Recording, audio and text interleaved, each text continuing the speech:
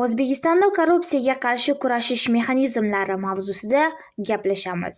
Korrupsiya bu davlat yoki jamoat vakillarining o'z vazifalarini bajarayotganida o'z manfaatlarini ko'zlab, noqonuniy yoki etiketdan chetga chiqadigan harakatlaridir.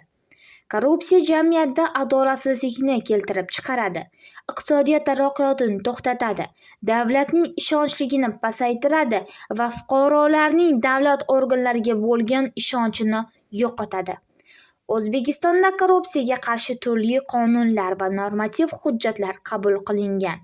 Eng muhimi hujjatlardan biri korrupsiyaga qarshi kurashish to'g'risidagi qonun bo'lib, u korrupsiyaning oldini olish, aniqlash va jazolash mexanizmlarini belgilaydi.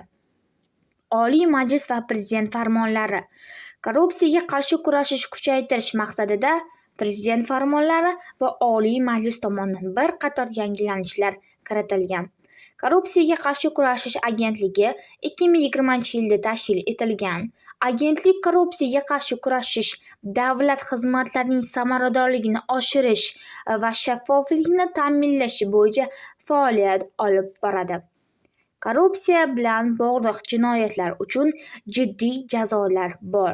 Jumladan bular ozodlikdan mahrum qilish, moliyaviy jazolar, mansabidan mahrum etish kabi chora-tadbirlar belgilangan.